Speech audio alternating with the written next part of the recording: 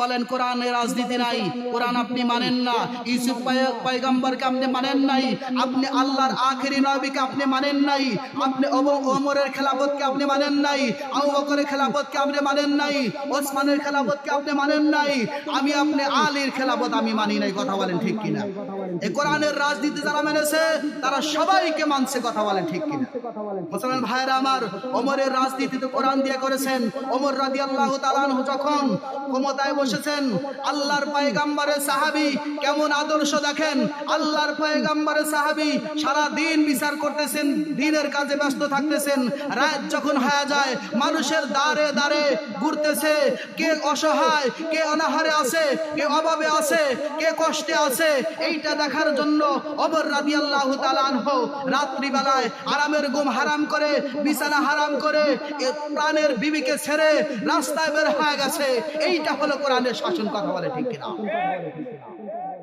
মুসলমান ভাইরা আমার, আজকের এই কোরআনের মাহফিলে আমরা কোরআনের পক্ষে না বিপক্ষে? একটু জোরে বলেন। কোরআনের পক্ষে কি আজকে নতুন, না আগেও ছিলাম, পরেও থাকতে হবে? মুসলমান ভাইরা আমার, এই কোরআনের বিরোধী যারা চলে আমরা কি তাদের পক্ষে? মুসলমান ভাইরা আমার, এই কোরআন পার্লামেন্টে যাক, এইটা আপনারা চান কি চান না?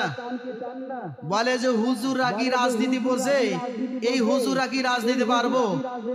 মুসলমান ভাইরা ভালো করে মনে রাখতে হবে, হুজুররা যদি রাজনীতি না বোঝে, যারা বলে হুজুররা রাজনীতি বোঝে না, তারা রাজনীতির রও জানে না। কথা বলেন ঠিক কিনা?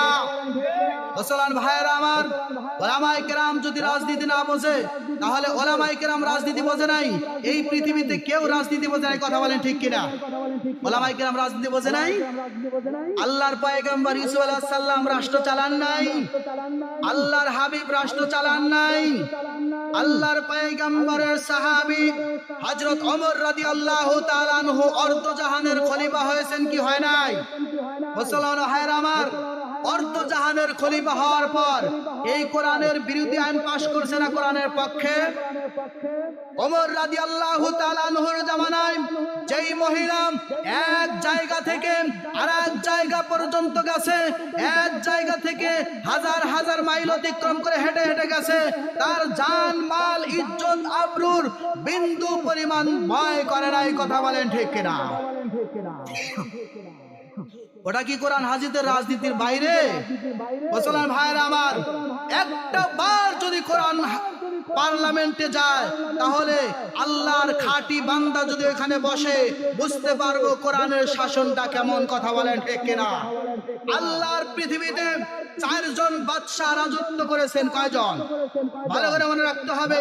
4 জনের ভিতরে 1 নাম্বার বাদশা, মুসলমান বাদশা ছিলেন বাদশা পয়গম্বর সুলাইমান। নাম বলেন কি? সুলাইমান পয়গম্বর 1 নম্বরে। 2 নাম্বার হলো বাদশা জুলকারনাইন, কোরআন দিয়ে রাষ্ট্র চালাইছেন। কথা বলেন ঠিক কিনা? তারা রাষ্ট্র চালায় দেখাইছেন যে এইভাবে রাষ্ট্র চালাইতে হয়, শাসন করতে হয়, এইভাবে তোমরা জীবন পরিচালনা করবা, এইভাবে আল্লাহর হুকুম মানতে হবে, এইভাবে তোমার জীবন চালাইলে তোমার ঠিকানা জান্নাত হয়ে যাবে। কথা বলে ঠিক কিনা? মুসলমান ভাইরা আমার, 2 জন বিধর্মীকে দ্বারাও আল্লাহ রাব্বুল আলামিন এই পৃথিবী পরিচালনা করেছেন। 1 নাম্বার হলো নমরুদ। নাম শুনেছি আমরা? নাম শুনেন নাই? 1 নাম্বার হলো নমরুদ। এই নমরুদ রাষ্ট্র চালাইছেন। 2 নাম্বার হলো সাদ্দাত। কে বলেছেন? বক্তনসর। আল্লাহ রাব্বুল আলামিন এই 4 জন বাদশা দ্বারা সারা পৃথিবী পরিচালনা করে দেখাইলেন। কোরআনের রাজনীতি, কোরআনের নিয়ম আর কোরআনের বাইরের নিয়ম সব হলো জুলুম নির্যাতন দিয়া ভরা। কথা বলেন ঠিক কিনা? আজ আপনাদের আমি ভুল ধরি না, আপনাদের দোষ ধরি না, কারণ এখন পর্যন্ত এখানে মুরব্বীরা যারা আছেন, এখন পর্যন্ত কোরআনের শাসন আপনারা দেখেন নাই এই বাংলাদেশে। কথা বলেন ঠিক কিনা? একটা বার যদি এই কোরআন পার্লামেন্টে যায়, কোরআনের শাসন আমরা দেখতে পারবো। কোরআনের শাসন চাই কারা কারা? চিল্লায় 2টা হাত আল্লাহর দরবারে দেখায় দেয়, নারায়ে তাকবীর, লিল্লাহি তাকবীর। আল্লাহ আপনার এই কোরআন প্রেমিক বান্দাদেরকে আল্লাহ আপনি কবুল করুন, বলুন আল্লাহুম্মা আমিন। আমাদের এই বাংলাদেশ আমরা ইসলামী রাষ্ট্র হিসাবে দেখতে চাই, কথা বলেন ঠিক কিনা? যেই রাষ্ট্রে পার্লামেন্টে সংসদ ভবনে বিসমিল্লাহর নাম নেওয়া যায় না, বিসমিল্লাহ লেখা নিষেধ, যেই জায়গায় মূর্তি দাঁড় করানো হয়, আমরা কি সেই বাংলাদেশ আবার দেখতে চাই? কথা বলেন। আমরা ওলামায়ে কেরামের রাজনীতি দেখতে চাই, কথা বলেন ঠিক কিনা? দেখি তারা কিভাবে রাষ্ট্র চালায়, কিভাবে দেশ চালায়, একবার দিয়েই দেখি না। রাজি আছি তো ইনশাআল্লাহ?